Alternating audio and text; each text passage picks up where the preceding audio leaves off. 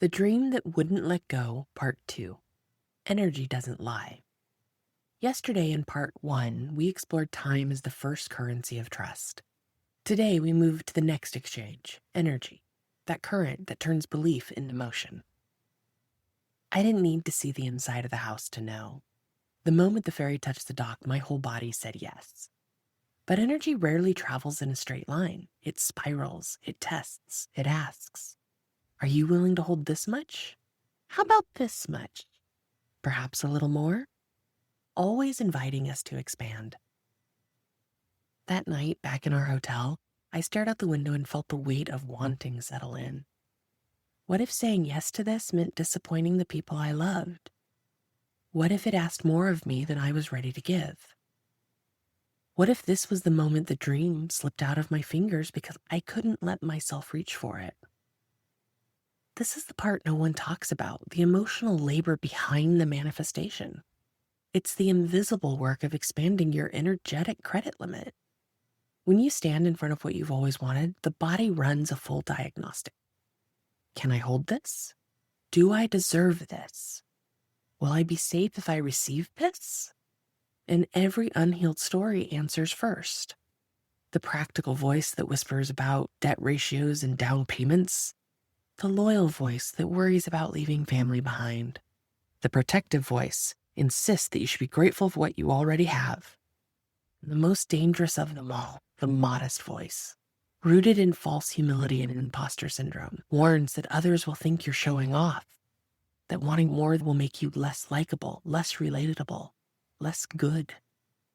These voices aren't enemies. They're echoes of who we once needed to be to survive. They're learning along with us how to trust our expansion. That night, I made the quietest, fiercest decision of my adult life.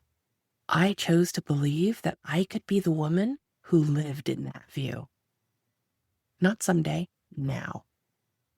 That choice shifted everything.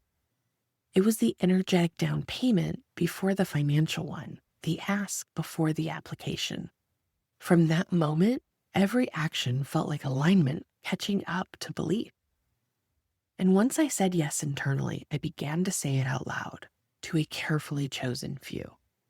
One of the most powerful tools in my toolbox is inviting others to hold the dream with me. I would walk them through the photos of the house and the view, describing how the morning light would spill across my desk, how the trees would frame each season. Together, we imagined my life there, and every conversation was a shared invocation, an amplification of yes that the universe couldn't ignore. Trust built in time had prepared me for this next exchange. Energy is the first yes. Money follows that clarity. The universe rearranges itself the moment your frequency stabilizes in certainty. We hadn't made an offer yet, but something in me had already crossed the threshold. The next morning, before we boarded the plane back to Florida, I cast myself back to the island, to that house, and I whispered a promise to the land. I'll come back for you. And the wind answered, then I'll be right here, waiting. Reflection prompt. What would it mean to let yourself want it out loud?